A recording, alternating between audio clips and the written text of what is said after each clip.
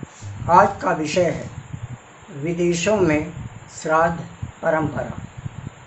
हिंदू संस्कृति में मनुष्य की आध्यात्मिक भावना को प्रधानता दी गई। मृत्यु मनुष्य के जीवन का ध्रुव सत्य है। हिंदू संस्कृति में मान्यता है कि मनुष्य की आत्मा पितृलोक से गया धाम में पितृपक्ष के काल में अपने पुत्र व स्वजन से तर्पण, पिंडदान एवं श्राद्ध कार्य हेतु अवश्य आएंगे, जिससे उन्हें संतोष एवं स्वर्गलोक की प्राप्ति होगी।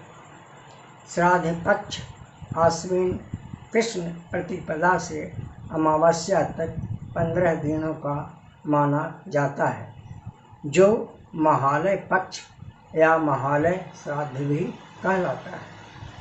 मान्यता है कि बिना गया में पिंडदान अथवा श्राद्ध किए पितरों को मोक्ष की प्राप्ति नहीं होती। शतपथ ब्राह्मण में वर्णन है 5 लोकों का, उसमें उल्लेख है, जिसमें देवलोक, गंधर्वलोक, ब्रह्मलोक, मनुष्यलोक एवं पितृलोक भी सम्मिलित है।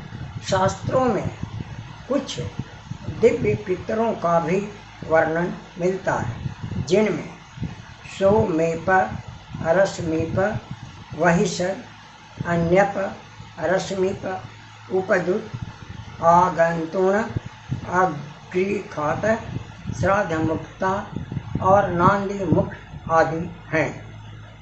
वैदिक परंपरा के अनुसार सनातन धर्म में 5 प्रकार के यज्ञ भी माने गए हैं। उनमें पितृयज्ञ भी एक प्रधान यज्ञ के रूप में माना गया है। धर्मशास्त्रों के अनुसार पितरों का निवास चंद्रमा का अर्ध भाग में माना गया है।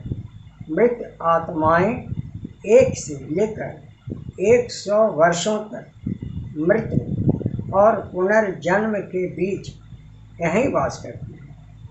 यूँ तो पूरे भारत में श्राद्ध कर्म की प्रक्रिया जुड़ी हुई, किंतु तमिलनाडु में इसे अमावस्याई, केरल में करिकड़ा बाबुबेली तथा महाराष्ट्र में इसे पितृपंध खड़ा कहते हैं। विदेशों के दक्षिण कोरिया में इसे प्रतिवर्ष 3 दिवसीय उत्सव के रूप में मनाने का विधान है, जिसे कोरियावासी इसे क्यूसीलोग कहते हैं। यहाँ के लोग अपने पैतृक गांव जाकर इसे पारंपरिक ढंग से मनाते हैं। प्रातः जो स्वादिष्ट पकवान उनके यहाँ बनाया जाता है उसे सोंगपायन कहते हैं। वे अपने पूर्वजों की समाधि पर जाकर या घर के बाहर इन पकवानों को रखने के बाद स्वयं भी इसे खाते हैं। नृत्य संगीत का भी इस अवसर पर खूब आनंद उठाते हैं। भव्य आयोजन होता है। चीन में इसे किंगमिंग पर्व के नाम से जाना जाता है। इसमें वे अपने घर तथा पूर्वजों की समाधि की अच्छी तरह से साफ सफाई करते और साज सज्जा से अलंकृत करते हैं। समाधि पर चाय, नाश्ता और भोजन चढ़ाने की परंपरा है। वहीं जापान में लोग इसे वोन फेस्टिवल के रूप में मनाते हैं। इस पर्व में उनके मृत पूर्वजों, माता पिता, सगे संबंधी आदि के प्रति अपनी श्रद्धा व्यक्त करते हैं। यहाँ भी इसे उत्सव के रूप में ही मनाया जाता है। इंडोनेशिया में यहाँ एक विचित्र परंपरा है। वे मृत पूर्वजों, रिश्तेदारों तथा आत्मीय लोगों को प्रसन्न रखने हेतु प्रतिवर्ष वे कब्र से अपने परिजनों को निकालते हैं और सबको नवीन वस्त्र पहनाकर केश विन्यास करते हैं। उसके बाद सबको उस स्थान तक जुलूस के रूप में उन्हें ले जाते हैं जहां उनकी मृत्यु हुई थी। फिर उन्हें मनोवांछित पकवान परोसते हैं। अंत में उन्हें पुनः शव को ले जाकर कब्र में दफना देते हैं। उत्तरी अमेरिका के मेक्सिको में प्रत्येक वर्ष यहाँ नवंबर माह की पहली और दूसरी तारीख को इस दिवस को मनाए जाने की परंपरा है, जिसे अमेरिकन भाषा में इस तिथि को ससस पदेजे कलंदंग कंसंग से वंशे कंलश के रूप में मानते हैं।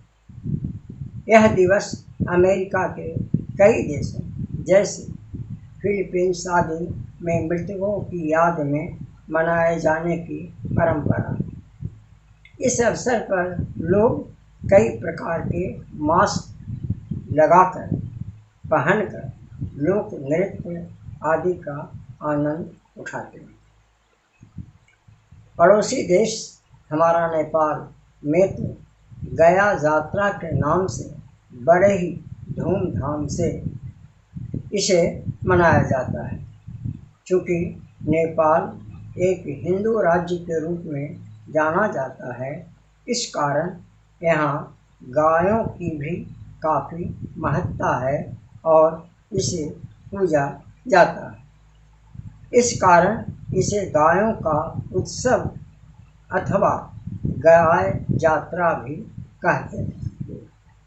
इसके पीछे एक धारणा यह है कि चूँकि गायों में सभी देवताओं का वास होता है, इस कारण मृत प्राणी की आत्मा को गाय समुचित राह दिखाए तथा उनकी आत्मा दिशा विहीन न होकर उचित पथ पर शांति मार्ग को अपनाए।